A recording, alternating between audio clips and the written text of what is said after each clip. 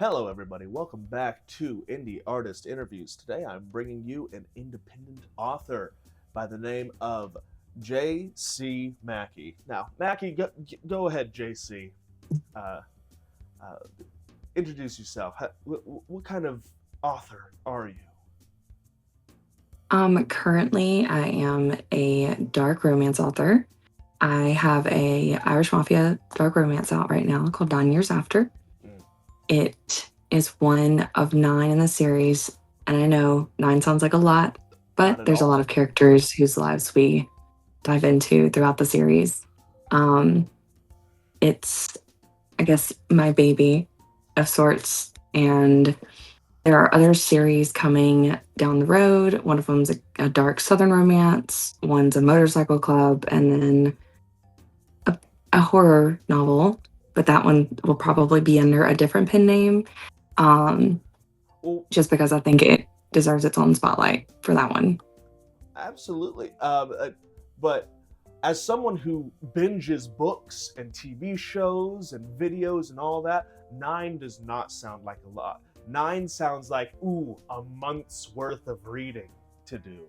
Uh, I personally, uh, I work alone and with my hands a lot, so I typically read audio, but I listen to audiobooks. It counts as reading to Yeah, me. We're not getting into that it one. does. No, Okay. I'm on there with I you. have I'm had on that so many train. arguments with my sisters. They're like, it doesn't count as reading. Why not? But again, we won't get into Storytelling that. started by word of mouth, so why does That's it not what I count? said. They're like, yeah, but that's word of mouth. That's not technically reading. There's an action that you have to do with your eyes. And I'm like, what? Again, I digress. But no, the first one that we're going to be focusing on the first in the series, and that is by the name of 9 years after. 9 years after. I got it wrong earlier, which is why I was letting her say that. So, It's um, okay. I, I, I appreciate your patience with me. Uh, but what got you into? Ooh, I'm gonna read. I'm gonna write uh, dark romance. What got you into that? And of course, there's the allure of dark romance that I've fallen for. I'm currently reading. Oh gosh, The Scythe and Sparrow. Mhm. In the Butcher and Blackbird and Lark and Leather uh, Yeah. trilogy, and of course there's the allure of it. But what made you think, ooh, I need to make my own story? I need to make my own. Were you not finding something in the books that you were reading that you thought you could bring? Yeah. Yeah, so in I had my son in December of 2022, Mm-hmm. had my daughter in September of 2019, and after having my daughter, I had postpartum depression and didn't know it at the time until I was over my head in it. Well, I was, like, terrified of going through that again, and I wound up picking up a book and found a love for dark romance. So I haven't always been, like I've gone through stages of reading and such, but never to the point where I had a library that I'm currently sitting in. But I started to find my escape in dark romance and then eventually ventured into romantasy and fantasy. And I was like heavy in my mafia. Mafia is like my just guilty pleasure, I guess, because Absolutely. you know it's not it's fantasy. I mean, it's fiction, and so Mm-hmm. we kind of get I can separate the two. You know what I mean? And so like I kept looking for this one storyline, and I don't know why I couldn't find it. I consumed so many books between 2023 and 2024 that I had read multiple Rebecca Yarros books before I ever read Fourth Wing and had any idea who she was, which is Rebecca wild because I Yaros. was I'm sorry. I applaud yeah. Rebecca Yaros as someone who really enjoys fantasy. I enjoy D&D, Lord of the Rings, The Hobbit, all of that. I actually got my middle school.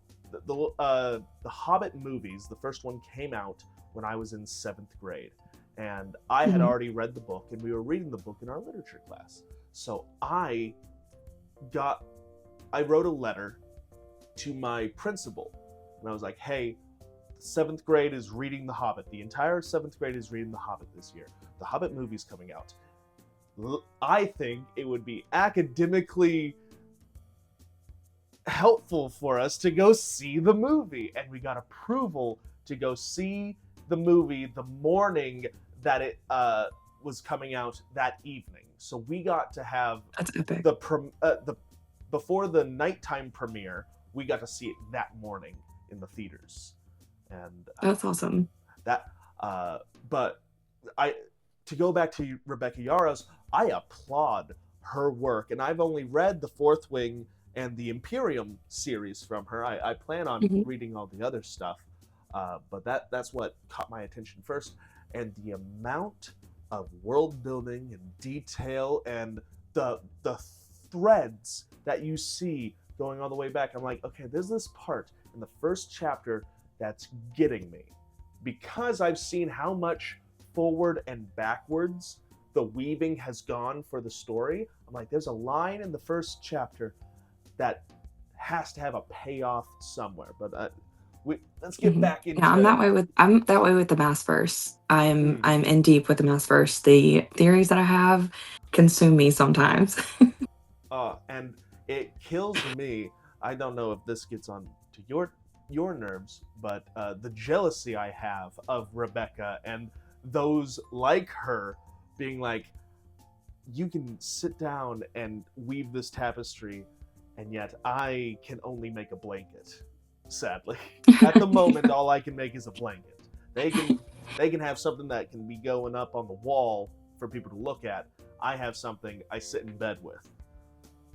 Yeah. But I actually got my book is written to annotate, mhm. and I had, I guess, not realizing it, the desire to do it because I started annotating ACOTAR. Uh-huh. So my books, my all of my books, be it this series, the next, and so on and so forth, Do you mind all explaining have what annotating is?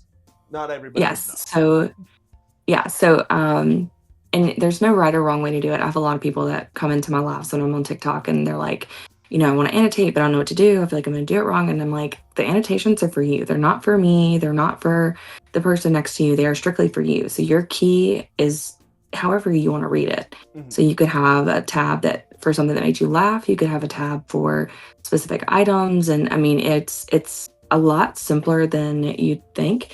And I'm currently actually annotating a copy for my editor. So it looks crazy right now, but oh, there we go. So there's tabs, and then mine looks crazy. Mine's not the right way to do it, or just the way to do it. But Mhm. oops. So my I sheet looks very crazy because there's one for each book, but there's little underlines, and I use different colored pens and a straight edge. So, Spoilers. but Everyone, pause the video. Spoilers. I'm gonna zoom in. I made sure to keep it in an early chapter. No, but uh, I feel like people say I don't know how to annotate correctly because they see the influencers with all their pretty annotation where there's lines in the margins, and then they got all these the perfect color for the highlighting that matches the tabs and stuff, and Yeah, they're like, well, I don't have all that, or do I need all that? Is there yeah. a No, it's sorry, go on. no, you're good. No, I mean, I tell people all the time, I'm like, you could do it with pencil, you could only use tabs. Like, because some people don't want to write in their books. And I used to be that person, which I'm just that, I'm crazy. And I have a blank copy and an annotation copy if I do annotate a book. And so I tell people, I'm like, if you don't want the permanence of a pen in your book or a marker, then just use a pencil or just use tabs. Like there's literally no right or wrong way to do it. It's your book, and go ahead. But Sorry. at what point? No, no, no, no, no. You're completely fine. At what point what type of things in a book makes you say, "Ooh, I need to mark that"? Oh, I want to not only remember that, I need it to physically be marked. So it depends. When it comes to fantasy, I mean, the world building can be sometimes a lot. It's a lot to say the least. It can be a little complicated, but with like the mass verse specific in a more specific fashion,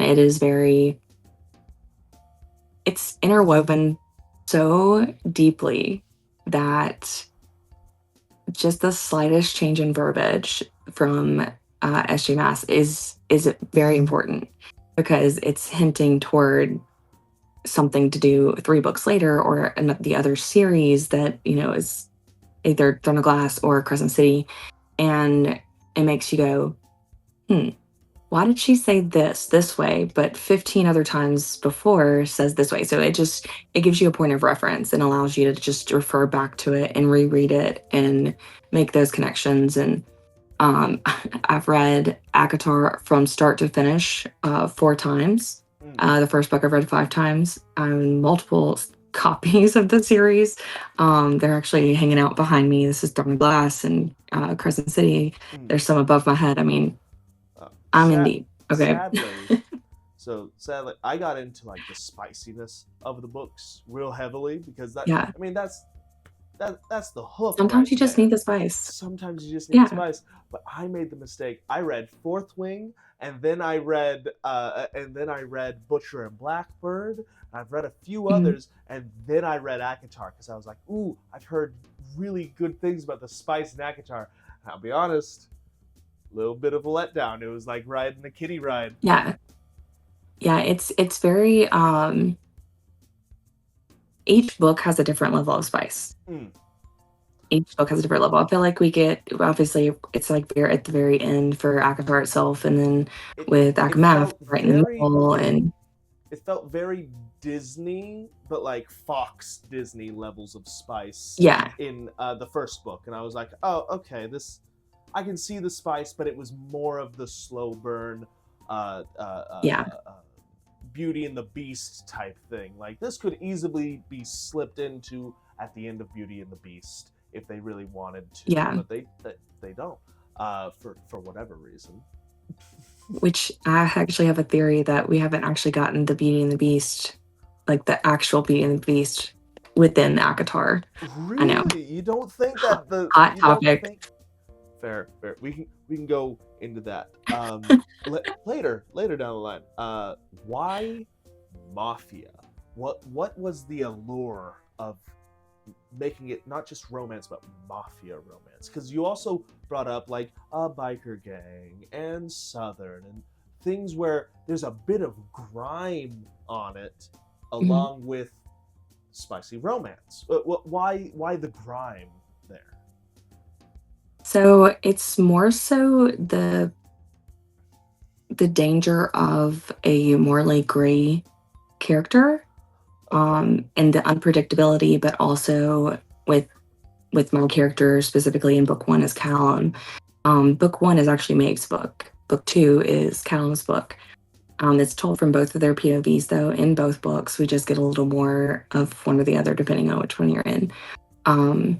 But Callum is very morally gray. He has things that he stands for and doesn't stand for, won't put up with. But when it comes to his woman, he is unburdened, anything and everything. I don't care what it is. And it's that rough with the world, but soft for his woman kind of vibe. Absolutely. A fantastic man is what I'm hearing. The one where the hero will save the world over his woman, but the villain will destroy the world for his woman.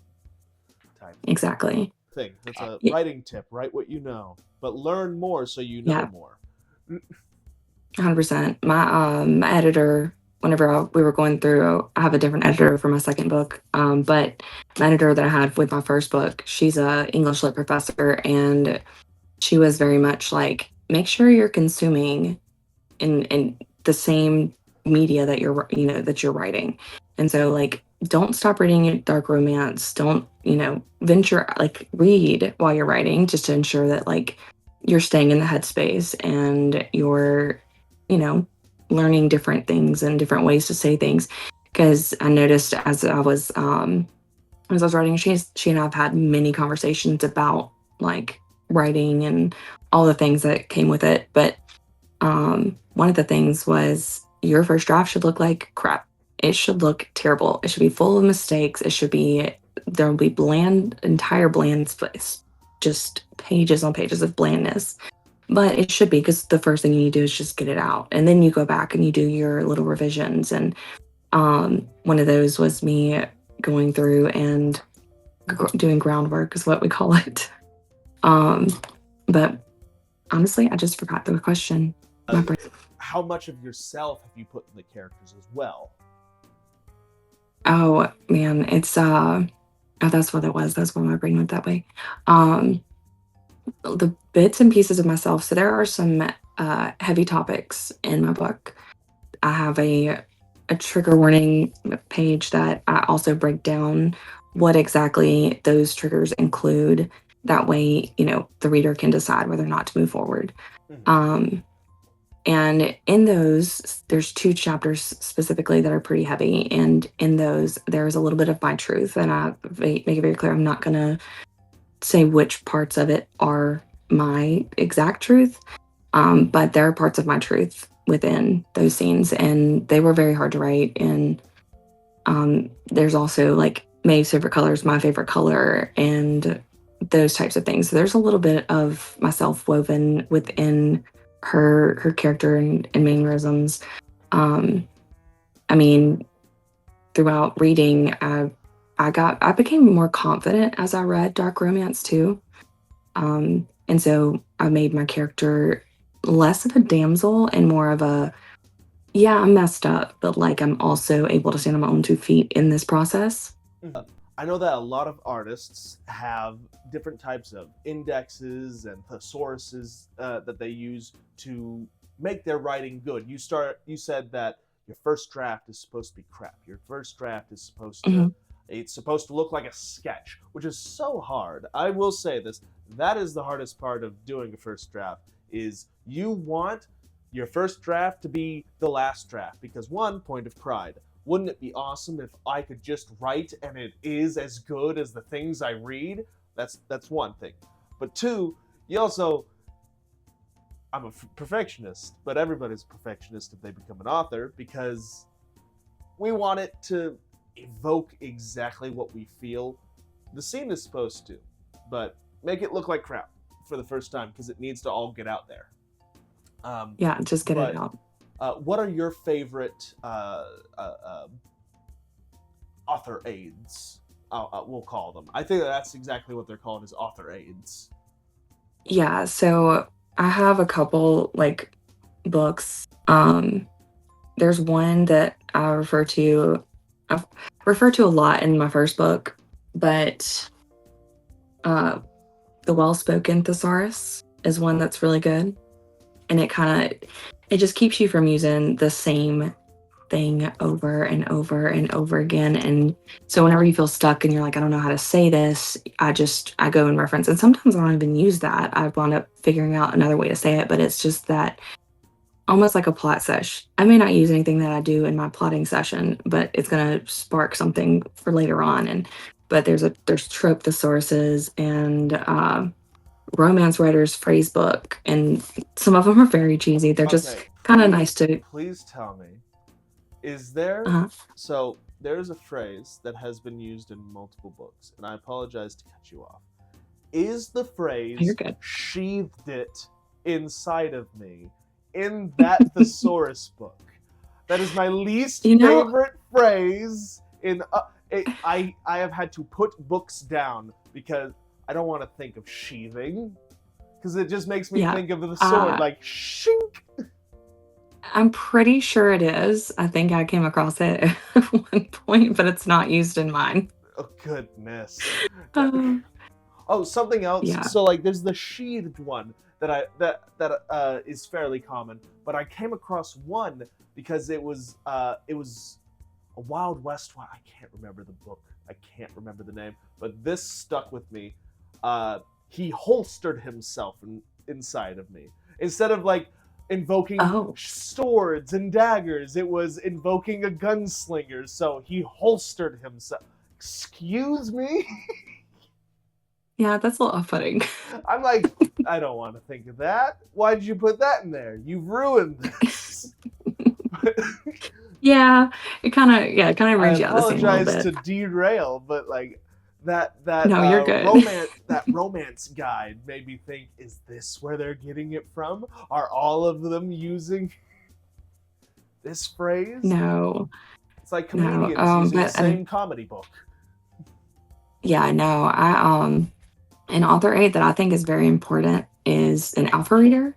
So I have one that read my first book. So and they read your raw manuscript. They read your junk, Ugh. essentially. And you kill them after, right? So you have to Yeah, you I have to mean, you get know, rid of them. So that no one that you never I tell actually have the anyone. same alpha reader for book two that I had for book one, and I feel like and honestly, she's a large reason why I continued to write the book because the way I do mine, and this is not a normal practice, I don't think. But I actually have her come up in a live and she mutes her mic, but she reads my my chapters live. And she's a very expressive reader. And so like we see every emotion and like being able to see that particular scene invoked the emotion that I was like going for, reaching for. Seeing that in action helped me so much in the long run to actually continue. Because I mean, it was very validating and it helped me a lot. And so I do that. It also helps kind of create a suspense for readers whenever they're waiting because book one ends on a cliffhanger. Oh, Full how dare you? transparency. How How dare I? dare you keep us hooked in? And one of my really close Spice Bunch members, which is what I call all of my people that follow my page or the Spicy Bunch. The Um, spicy bunch. but she goes, "You Yarost me," Oh, yeah. and Um. it was the most non-compliment that I ate up because I was like, I know the feeling, Mm-hmm. and And the fact that I got like that tiny comparison, I was like, have you no sympathy? No, because I'm plotting my story out right now, and I'm like, what if I just put it all in one book? What if I do a Tolkien and it's all because I have it planned out for about So this, for 4 books, and I was like, what if I just yeah. shove it all? So 9 years after was actually supposed to only be one book. Oh, and then it became It 9. and it became nine. I know it's crazy. Is there a cat theme So at all in your book? no, Dang it! Such no. a such a missed opportunity. Nine and I nine know. lives. Oh, Well, there is a like their method to the madness, and some of it kind of happened by accident, like a the happy best way. accident, as Fair. Bob Marley would say. Bob Marley, Bob Ross, Yes, More Bob Marley. Uh, Bob head. Ross. It's okay. I suck at names, as you I have seen, because don't know why I thought Bob. I've done 3 of these so far. Audience, I've done 3 of these, and I always get their names wrong. And I don't know if it's because I'm just bad at names or if I don't listen to people when they introduce themselves. Yeah, but so it's called the Ten Sinners Uh-huh. series. Um, book one is 9 years after. Book two is 8 days prior.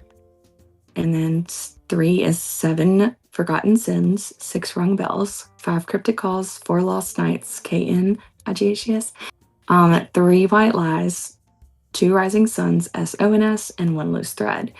And if you go and like go back up to the top, book one is number nine, one and nine make 10, two and eight, 10. It goes That's all the way down. so That part was cool. an accident, That's but so it cool. does have a, But yeah. also, is there not what? So there's like 9 years after, 8 days prior. Is there ever the day of? When The are final we one, ever the in one the loose thread. present? The one loose thread. So every book will have both present and past tense because I have flashbacks throughout my books. Fantastic. Um, with book one, it's following Maeve and Callum, and they're reunited. They are reuniting after 9 years of not seeing each other. Fair. She thinks that he betrayed her, and he chooses to keep the truth from her because he feels like it would hurt her more. And there's all these things that are happening in the background that because she's a female in the family, she's not privy to yet. Even though she is the only heir to her father's, Hey, seat. that means nothing. And That means nothing. You don't get yeah, truth. You're a woman. yeah. And so, well, and with that, there's all these lies and like betrayals and just things start unfolding all at the same time that Maeve and Callum they they're navigating old feelings, and they're friends to enemies to lovers is the trope. Um, and so they have a history, and now that they're having to sit down at a table together to then work together, Mhm. all of these feelings come back, and they've both held a part of each other the entire time. Callum more so than Maeve in a Mhm. sense, only because Callum has been in the shadows essentially. Okay. But numbers have a big thing to do. Like if I have a number, typically 99% of the time, if you find a number that is in a chapter, like aside from the chapter number, of course, um, if you find a number, there's a reason for the number. It's a hint of some sort, You hear that? those kinds of things. Annotate all numbers, even the little ones at the bottom of the pages. That Okay, maybe not those. just get your green highlighter out, and just anytime a number comes up, get it down. Are you into numerology at all with all this? Like, Um, I'm not. I'm not. okay, That was I was not just curious. part of it. You're good. Now there is a bit of Irish lore, and it comes more and more towards in the second book. Um, and so I talk about it's in the first book too, but in a very minor. They're more minor details, which that's kind of an Easter egg. But they set up for book two where it starts to explain everything, and they're uncovering all of these things that were left behind while they're on this search of sorts. I have to be very careful so I don't give away what's happening. Um, but they start to uncover all these things, and they're finding pieces to a puzzle they didn't know that they possessed. Ooh, And yeah, and a puzzle. the problem is the It's a puzzle Rubik's isn't cube. solved. Yeah, they're waiting. They're trying to figure out like where does this puzzle even fit? Like this puzzle piece doesn't even look like the puzzle that we're doing until later on. I have this one office puzzle, like the office puzzle that has like these strange shapes, Mhm. and so that's kind of like where my brain it was at whenever I was Okay. going through that part, and I'm like, because you know it's a very odd shaped puzzle. Like literally one of them is the shape of a planet. And I'm like, how does this fit anywhere? Mhm. Um, but I'm a big Office nerd. Oh. I have I grew up listening to like my Office dad. nerd. My dad has watched it about 14 times all the way throughout my life. I couldn't Um, tell you how many times I've watched it. oh goodness. It's too many. I have a signed copy of a pilot script in my safe. Like I'm a That's big fan. okay. No, I I just caught what you said. You have a signed copy of the first episode script. That's so cool. That is cool. I'm not a Yeah, big Office it's fan really just because it's not valuable. my type of humor, but that is very cool to have that memorabilia. Um, but we're going to move on to Yeah, the author questions for the artist type thing before you give away too much of your book. Go read her book if you are interested in the Irish Mafia, love, romance, friends to enemies to lovers. Go get her book. It's on sale is it on Amazon? It's on Amazon, It's yes. on Amazon, Right and now that's also it's uh, Kindle Unlimited as well. go subscribe to her live and her Patreon if you have a Patreon. I don't have Patreon yet. I do have a Substack, and I have multiple platforms. There's Instagram and everything, They'll but be in the if you description. find one, there's a link to all of them, Yeah. so you can find me on there.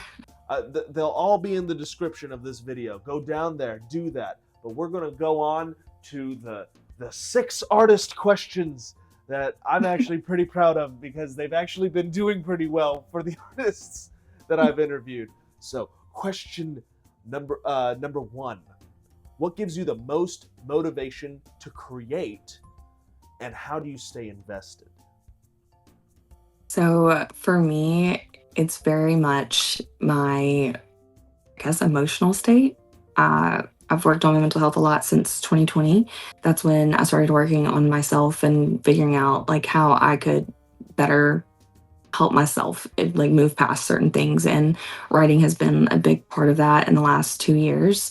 So with that, it's just given me an outlet to escape, but also tell the story that's kind of like stuck in my head. And so I've just used that. And if I get stuck in one, I get that writer's block. I actually switch to like my cowboy series, and I'll do a little bit in there until I kind of feel the flow coming back for the other, and I'll switch back.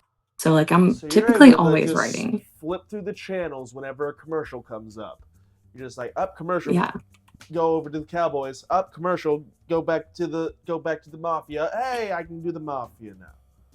That's cool to yeah. have multiple things going.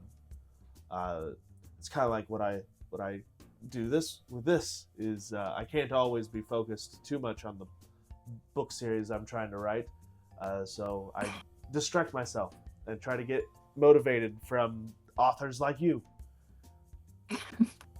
I Okay. just find those little bits and pieces of time to do it. Like I mean, if you there's a kind of moment that I have to can, I with a do. mother. As a mother, you have to just find little bits and pieces. That's how I work out. I just do push-ups whenever I have a chance to. Yeah. Opal's very demanding. Whoever she is an employer of in the future, I feel sorry for, because she will not be a cashier or a clerk. She's going to be the boss right off the bat. Um, Hey, we're here for it. yes, girl boss. Uh, what has had the most influence over your style? Oh man. Um, I would probably say music. It's been a pretty big influence because I typically always have music playing in the background. Mm-hmm. There have been many songs that have triggered a plot line that I've had to type out and set aside for later on because the one thing they don't tell you when you start writing is that whenever you start writing one, your brain never shuts off and you create dozens of them. And so I have my 3 series, the trilogy, the 6 book cowboy one, and the 9 book mafia, and then a document with like 20 tabs of different plot lines. So there's a lot of them that come to me, but I have to get them out because I get a block if I don't. And so they're all typed out and tucked away for later. Hell yeah, man! Like that is uh, that I do that as well.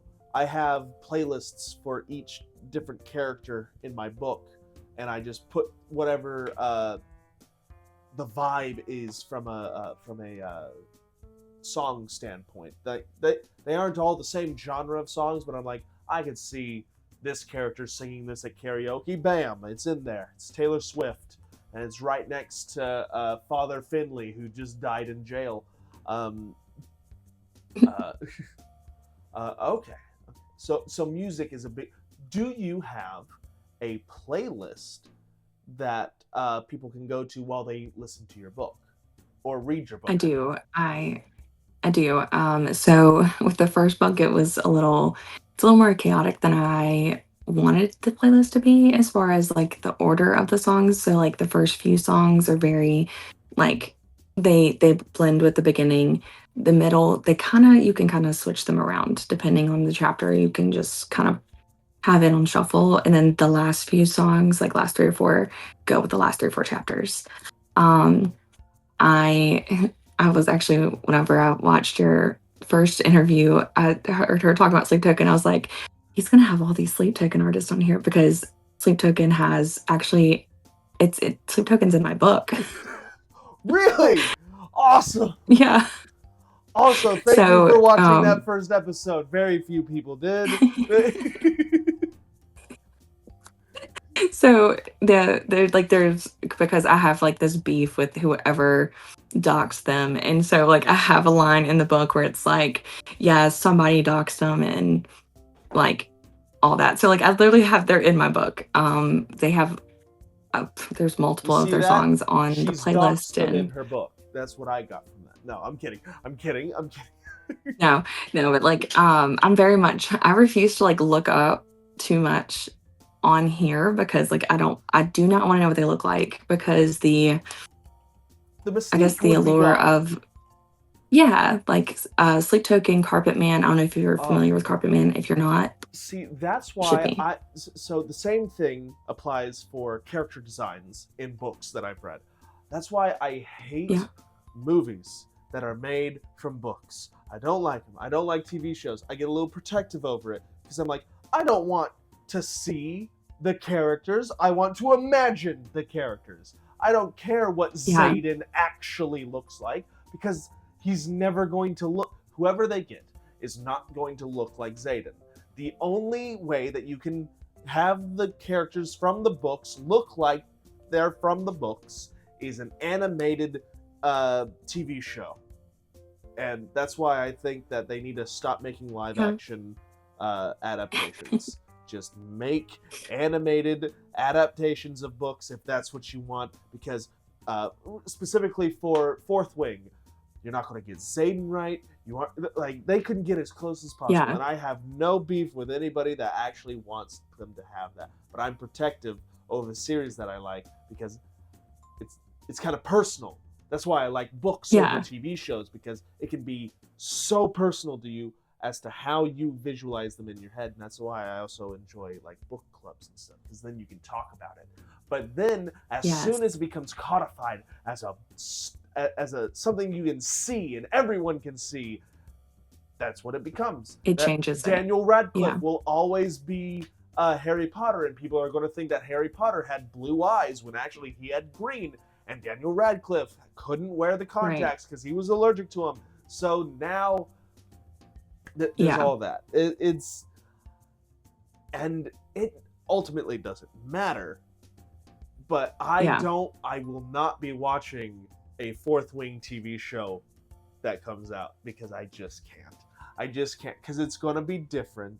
It's not going to hit the same as the books. Just, I'm protective of the feeling I got of imagining being thrown by a dragon. Yeah. I totally get that too. Because there's just, I don't know if you're familiar with The Duff. It's the movie came out in like 2016 or something, but the book itself I read in high school, and it was one of the few books I read and as a teen. And so like I was like, oh my gosh, I read a book before the movie came out. Like I know what this is about, and I was so excited. And I get this movie and I'm like, what the hell is this? Because the book is an enemies to lovers. The movie's not at all. They changed all the tropes, and I was like, "What is this?" I have such beef with that movie. Look, make the characters look however you want, I guess. You can mess it up because it's hard to get people to look exactly like the book characters. You can't change the plot of the book. You can't change the theme of the book. That's what gets me. That's also, this is going to get me crucified. I am not a fan. I can enjoy the Percy Jackson TV show. I'm not a fan of the TV show. And it's not because the characters don't look like it. It's because the story is different. The plot points are different. They never get strapped down in the first... They don't go up against the mechanical spiders to bring up Annabeth's fear of spiders. They never bring up like the tunnel of love scenes with Aphrodite and Ares. It's all Yeah, they leave out a lot. they do. And I'm So like, much. hey, if I didn't read the books, I'd really, really enjoy this because it is a good story. It is a good TV show. The actors do a fantastic job, but I've been poisoned by the book, which is always Yeah. better. Yeah, I have a thing now since reading the Duff and seeing the Duff where I won't see a movie if it has to do with a book without reading the book first. And that exact thing happened with the housemaid, uh, McFadden. Mm. And I literally I listened to it because I have kids. Like Yeah, I have, you, that's the only way I you have get to to find a way. consume is, yeah. And so, um, I listened to the book that morning, saw it that night with friends because I got invited and I was like, I haven't read the book yet, but I want to see the movie and like have a girls' day. And so I listened to the book and I'm very much glad I did because the movie is a movie. So things were amplified in certain scenes that would not hit the same in the book. The book would feel very almost juvenile in certain scenes. And if you've seen the movie, you probably and read the book, you know exactly what scenes I'm talking about. But it's very much like definitely read the book first because there's an entire character who's taken out of the plot, and I'm like, hold on, how is and then there's gonna be a second movie, and I'm like, how are we bridging that? Because we're the bridge from book one to book two. Mhm. I don't know how they're gonna make that happen. So I'm When you curious to see how don't that stay works out too. faithful, the whole series falls apart. Anyways, on to question 3 because we went off the rails a little bit, but that was a good one. If you could have one person publicly talk about your art, who would you want to talk about it? Honestly, it's kind of a toss up because I'm a huge fan of SJ Mass. Mm-hmm. And I'm so consumed in her world that like it'd just be super cool to hear her talk about mine. Um, or my gosh, probably Eros too. Because again, caught up in her world. Both It's just it's one of those. solid answers. If they came out tomorrow and was like, "Hey, read this really good book," like what would your Oh, reaction be? I would croak. What if I'm they out. show? What if they were like on a live or something? They're like, "I've annotated her book." I'd pass out. Honestly, I'd pass out. They're just like, "Oh, It, there's I would. something to do with these numbers," I and would. like, Yeah, like it would be definitely the most memorable probably moment of Mhm. the entire book's career, or just whatever you want to call it, however you want it. Yep. that it would that would be awesome. What if they could say one thing that would make you go over the moon? What would that be? Like if they were to shout it out or something. Oh my gosh, that they want the next one. Oh, I feel like that's like the biggest compliment is having somebody go, okay, but when's the next one coming out?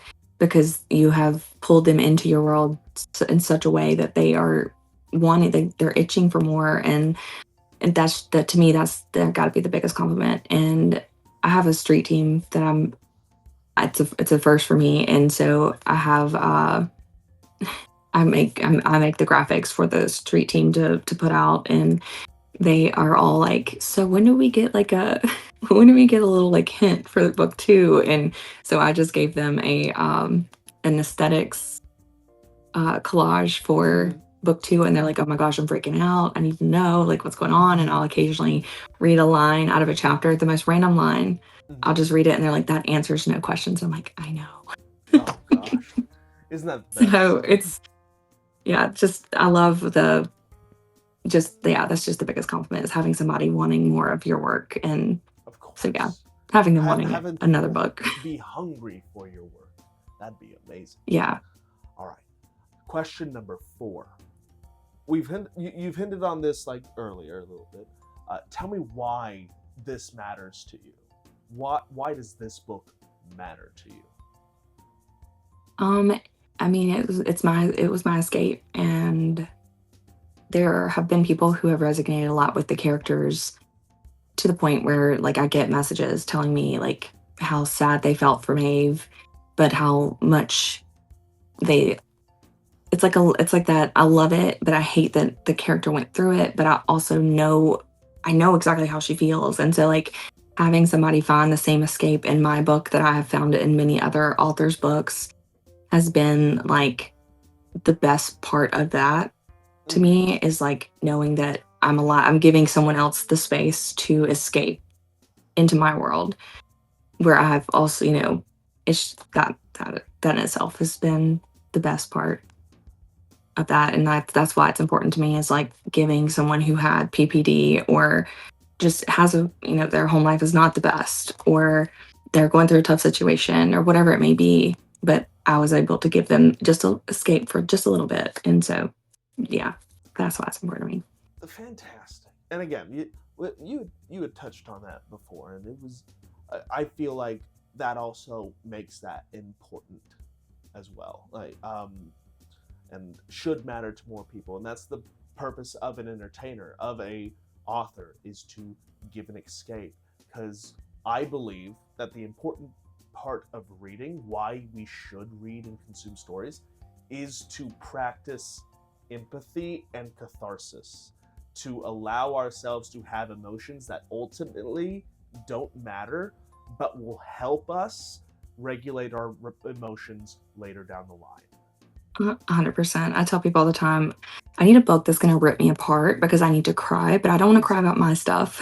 But your Exactly. body does need to release those chemicals in your brain to like be able to process. And so it makes it easier to process your feelings Mhm. without necessarily having to cry about your feelings. You're crying for somebody else. And so yeah, I will definitely pick up a book I know is going to rip me up sometimes if I just need it. I need a sweet revenge book at some point, but at the moment I'm stuck on romance, and that's not because I'm out of Oh, romance, there's but a sweet I was gonna say there's a sweet revenge. There's plenty of sweet revenge and romance. Plenty of it. yes, yes there is.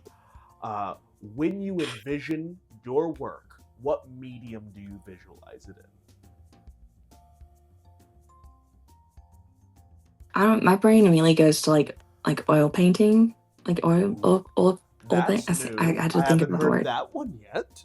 An oil painting. Because oil painting can be so messy Mm-hmm. and once the colors blend, there's no separating it and you can't get like even in adding more, you're still gonna see it beneath. Like it's just it very much gives me the feel of like what 9 years after looks like. Um, with all the trauma that happens and all the emotions that are going on. I mean, they blend, they overlap, they're on top of each other. It's messy. But when you step back, you see the whole picture and I feel like that just describes a lot of like how the series is in my head. Okay. I again, I hadn't heard that one yet. Now I'm picturing like, because that also brings out like kind of the Irish part of the mafia that you have. Because I always think Irish, rainy, uh, uh, and the painting kind of bleeding down. I feel like that's a very fun aesthetic that you don't see very often. Uh, but it all rhymes kind of. Um, Yeah. all right. Final question, least important question. That's why it's at the end. Uh, how long have you been creating, and how long have you worked on this piece in particular? So I started writing 9 years after, just as like I never intended to write it. I guess completely. Like I didn't think that I would have a book in my hand that was also in the hands of other people. But I started writing it in August of 2024 and finalized my manuscript in September of 2025, and it was out in October of 2025. Dang, Um, so right and I over a year is how long that took. Yeah, That's just over a so year. cool. And I'm currently writing like the last 5 or 6 chapters of book 2. And that was, I mean, I really actually like sitting down to write it in like end of November. So So you're getting faster. I guess You it's, guys, watch so out. yeah, the first, These next 7 are just gonna get shotgun blast at you. I wish it was that easy, but no, the first go around, I mean, I went in completely blind. I had no idea what I was doing, but the indie author community is such a just like they welcome you with open arms, and I have like the motto of if you have questions, ask me, because if I don't know, then we're going to find out together. And that's kind of like the same for everybody in the community. And so I learned a lot from other indie authors, and there's space for everybody. And anytime that somebody's like, I want to write this, I'm like, do it, do it, just What's do it, holding just you write it back? out. Go ahead. Yeah, I always hear, oh, I want to write this, but it's so similar to this other guy. Okay, it can be similar. yeah, They can be right next to each yeah. other in the library. You can still find the difference. Yeah, no, every story has been told as far as if you just break it down to There's like the bare 13 bones of of them it. that were Every told story's been back in told. Greece. Yeah, exactly. Like except so in 9 years after you change the way that you talk about whatever trope it is. And so like there's one trope in mine that it's I call it when I'm talking about it, I talk about it as like more of a forced proximity. Um but instead of it being like contractual, it's very much based on choice. And so, like I just changed the way that the specific trope that I'm talking about that's actually not necessarily forced proximity. But I talk about that one differently. I bring things up differently, and you just have to find your little niche within whatever you're writing. I have a little bit Imposter of. syndrome is a big Mhm. imposter syndrome is a big thing. And what I tell people all the time is I'm writing for me first. Mhm. So I'm getting my story out. And that's what I tell myself the entire time writing book one. And even right now, I'm hitting imposter syndrome's hitting me really hard, being right here at the end. But I tell myself all the time, like I repeat it, you're writing for yourself first. You find your niche later. And because I'm not writing for everybody. If your intention is to write for everybody, you're going to be It's highly disappointed. a one size fits all book. It's for no one. Ultimately, you're Yeah, writing for no one if you're writing for everybody. It's like highlighting exactly. everything in a book, then nothing's highlighted. Yeah. It's very it kind of grounds me whenever I'm in that like, what are they going to think? And I'm like, don't worry about what they think. Worry about what you think because it's your story. And a lot of people do get caught up in the, well, what are the readers gonna feel? And I'm like, that's the thing though. Before you wrote anything at all, before your first book, you were writing for you. You had no audience to tell you their thoughts and feelings on it. And so I feel like trying to keep yourself in that mindset throughout all of your books, it keeps it genuine to the story you intended to tell. And also, I'm a pantser, so I don't stick to my original outline ever, Fair.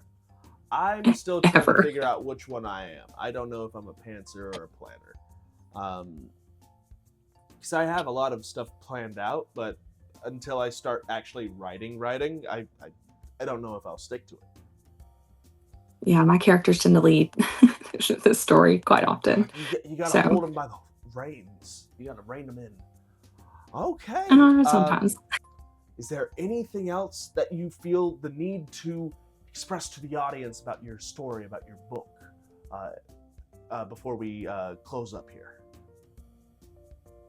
If you would like to be on an emotional roller coaster with Maeve and Callum through book one and book two, definitely check me out on Amazon, Kindle Unlimited, and it's available in paperback. If you want a signed copy, you can find the link for that in my link tree on whichever platform you find me on.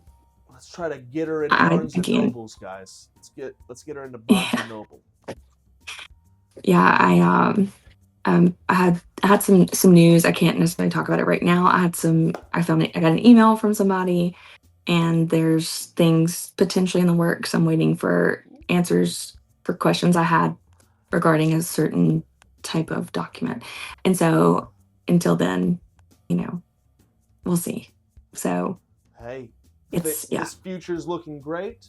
Book 2 is going to be coming out here soon, followed by every other book before the year's end. It's going to be awesome. She's getting so fast at writing. Uh, Thank you all for watching. Everyone, please go like, follow all of her stuff so we can help her, not only help, but also interact as much as possible because she deserves the hype. She's done all this work. It's worth it, I promise you. But thank you all for watching. Please like, share, and subscribe. Bye bye.